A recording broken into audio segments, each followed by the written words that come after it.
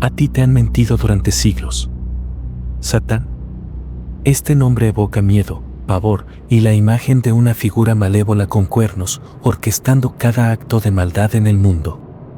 Pero, ¿y si te dijera que el Satán que conoces no es el Satán descrito en los textos antiguos? Los cimientos mismos de esta narrativa han sido torcidos y moldeados por siglos de malentendidos y agendas ocultas. La palabra Satanás se origina del hebreo Satán, que significa adversario o acusador. En el libro de Job, uno de los textos más antiguos de la Biblia, Satanás no es el gobernante del infierno ni un ángel caído que planea la perdición de la humanidad.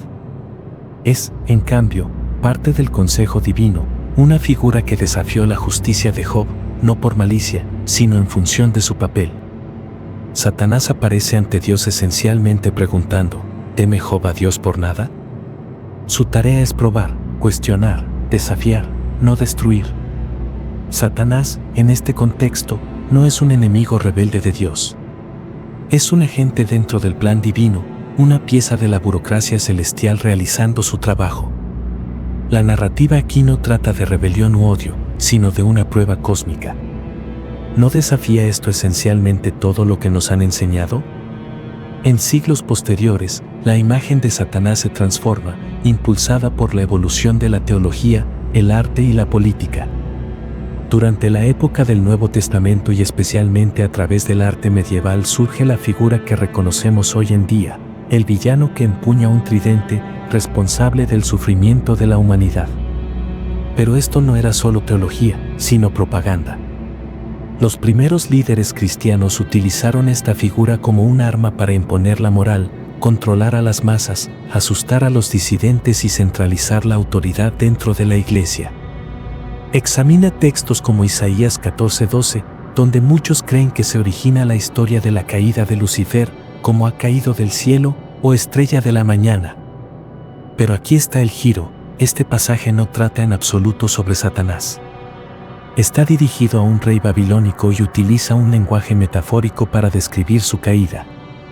El término Lucifer proviene de la traducción latina y se refiere al planeta Venus, conocido como la estrella de la mañana. No fue hasta interpretaciones posteriores que este pasaje se vinculó con la idea de un ángel caído. Incluso el concepto del infierno como un dominio de fuego gobernado por Satanás le debe más al arte medieval y al infierno de Dante que a las escrituras. En la Biblia, Satanás nunca es descrito como el soberano del infierno. De hecho, en Apocalipsis 20:10, Satanás es arrojado al lago de fuego, pero no lo gobierna. Entonces, ¿quién decidió que Satanás sería el Señor Supremo del infierno? Eso es un mito cultural, no una verdad bíblica. ¿Qué significa todo esto? Que la narrativa de Satanás ha sido construida y distorsionada deliberadamente. Se ha utilizado para dividir, controlar e infundir miedo. La verdad es que el papel original de Satanás no era el de un villano, sino el de un retador, un ser que nos obliga a confrontar nuestros propios intereses, creencias, debilidades y, en última instancia, nuestra humanidad. Eso está muy lejos de ser el chivo expiatorio de todo mal. La representación de Satanás como el villano supremo de la existencia es el resultado de siglos de evolución teológica y cultural. Pero cuando eliminamos las capas de tradición y examinamos la Biblia misma, emerge una historia diferente. En el contexto hebreo antiguo, Satán no era un nombre propio, era un título. Significaba adversario. Era un papel que podía cumplir cualquier persona, divina o humana, dependiendo del contexto. Este no era un ser que accionaba independientemente de Dios, sino uno que operaba dentro de un marco divino. El papel de Satanás era desafiar, cuestionar y alterar la complacencia, no actuar como el señor del mal. Si observamos la narrativa más amplia de la Biblia hebrea, la figura de Satán apenas aparece. Cuando lo hace, su papel es a menudo más procedimental que villanesco. La idea de un enemigo cósmico singular de Dios, tal como lo conocemos hoy, no era una característica central de las primeras creencias judías. Este concepto comenzó a cobrar prominencia, influenciado por narrativas culturales y religiosas externas.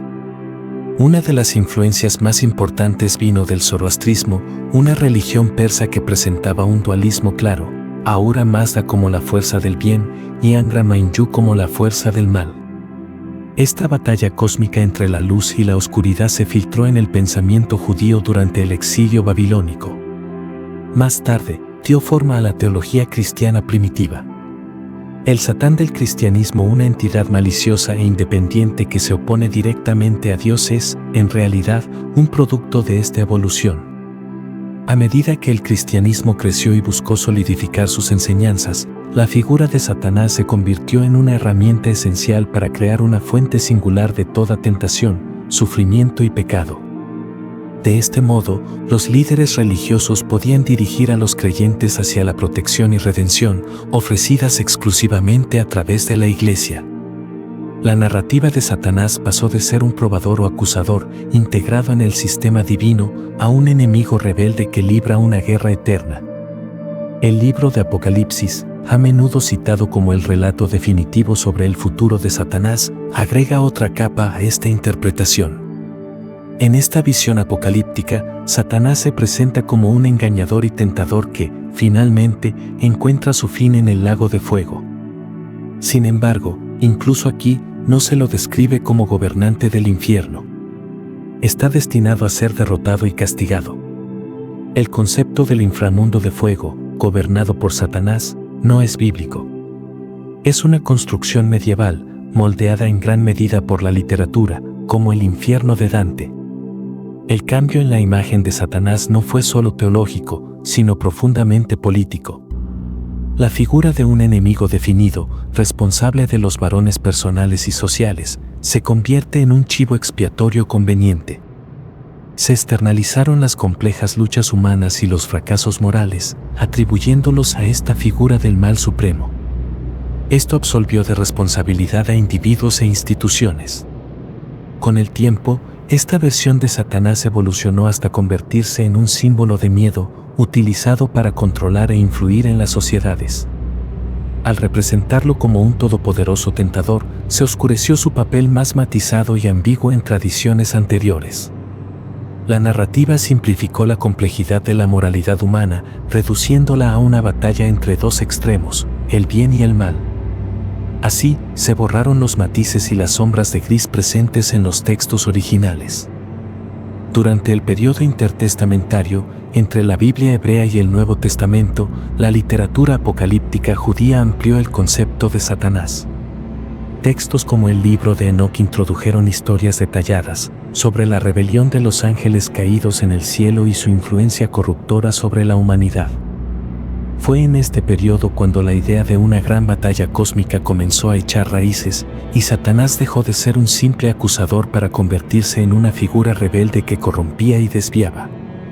En el cristianismo primitivo, la figura de Satanás se transformó rápidamente en el gobernante de las tinieblas y en el enemigo supremo. Esta evolución fue fuertemente influenciada por la cultura grecorromana y la teología emergente. El Nuevo Testamento unificó varios hilos sobre Satanás, como el tentador en el desierto, el enemigo que siembra el mal entre los justos y el dragón del Apocalipsis. Aunque estas representaciones eran simbólicas, solidificaron la imagen de Satanás como una fuerza malévola personal. Cuando el cristianismo se expandió por el Imperio Romano, Satanás se convirtió en una herramienta indispensable. En un mundo lleno de agitación política y persecuciones religiosas, tener un antagonista claro ofreció una explicación sencilla para el sufrimiento y la división. No se trataba solo de fe, sino también de control. A medida que crecía el poder de la Iglesia, también lo hacía su capacidad para definir las fuerzas del bien y del mal, utilizando a Satanás como la raíz de toda herejía, disidencia y desobediencia. El periodo medieval amplificó estas representaciones. Obras artísticas, sermones y relatos populares transformaron a Satanás en un nombre familiar. Piénsese, por ejemplo, en las vívidas imágenes del infierno de la Divina Comedia de Dante, donde Satanás es un ser monstruoso atrapado en el hielo. O en los grotescos demonios atormentadores de las pinturas de Hieronymus Bosch. Estas interpretaciones, aunque poderosas, no se basaban en las escrituras, sino en expresiones culturales que reforzaban el miedo y el control. Para entonces, Satanás ya no era solo un adversario o un evaluador, se había convertido en el chivo expiatorio definitivo de los impulsos más oscuros de la humanidad. Esta figura externa ofrecía consuelo al trasladar la culpa de las luchas internas a un mal externo. Además, otorgaba a la Iglesia una autoridad incomparable como la única institución capaz de proteger a las personas de esta amenaza omnipresente. La transformación de Satanás en el villano central del cristianismo no fue solo una evolución teológica, sino también una construcción política deliberada. A medida que el cristianismo expandió y solidificó su influencia, la Iglesia no solo moldeó narrativas espirituales, sino también estructuras de poder. Satanás se convirtió en una herramienta efectiva para mantener el control social. Durante los primeros días del cristianismo, el Imperio Romano representó una amenaza existencial.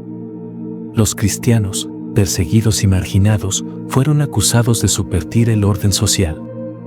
En respuesta, la Iglesia emergente enmarcó estas luchas como una batalla contra Satanás, el enemigo supremo de Dios.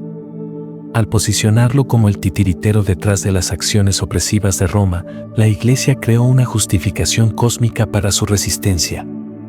Esta narrativa no solo era espiritual, sino estratégica, pues unía a los creyentes bajo un enemigo común y enmarcaba su persecución como prueba de su rectitud. Cuando el cristianismo fue adoptado como la religión oficial del Imperio Romano, el papel de Satanás volvió a cambiar. Ya no era el antagonista de una minoría perseguida, sino el chivo expiatorio de cualquier oposición a la autoridad de la Iglesia. Herejes, disidentes y facciones políticas rivales eran etiquetados como agentes de Satanás. Al calificar de diabólicos a sus oponentes, la Iglesia consolidó su poder y silenció el disenso. El periodo medieval y principios de la Edad Moderna exacerbaron esta dinámica. Los juicios por brujería son un ejemplo evidente de cómo se utiliza a Satanás como herramienta de control político y social. Miles de personas, especialmente mujeres, fueron acusadas de asociarse con Satanás, basándose no en pruebas sólidas, sino en el miedo. La superstición y el deseo de las autoridades religiosas de mantener el poder en sociedades en constante cambio. El arte y la literatura también jugaron un papel crucial. Las representaciones medievales del infierno y sus tormentos no solo buscaban inspirar temor para reforzar el comportamiento moral, sino también subrayar el monopolio de la Iglesia sobre la salvación. La utilidad política de Satanás quedó profundamente arraigada, consolidando su lugar como el villano central en la narrativa cristiana. El infierno de Dante no solo es una obra maestra de la literatura, sino también un instrumento que visualiza el castigo eterno de una manera que refuerza el miedo a Satanás, por extensión, al infierno. Incluso en la Biblia, el papel de Satanás desafía esta narrativa simplista de blanco y negro. No es el origen del mal, ni siempre es el villano que se presenta. Es una figura de tensión, alteraciones y transformación. Sus acciones, ya sean tentaciones, pruebas o acusaciones, obligan a las personas a tomar decisiones que, con frecuencia, revelan su verdadero carácter. Satanás no se trata solo de truenos y llamas, se trata de la lucha entre la libertad y sus consecuencias, la verdad y el engaño, la luz y la sombra. En última instancia, la historia de Satanás es inseparable de la humanidad. Su evolución refleja nuestras propias luchas con el poder, la moralidad y la responsabilidad.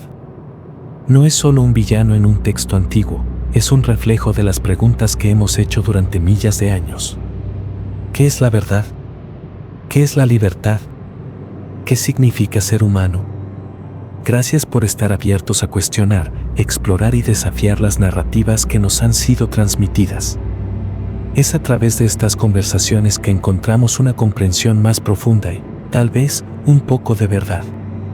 Aprecio tu tiempo, tu curiosidad y tu voluntad de profundizar. Nos vemos en el próximo video.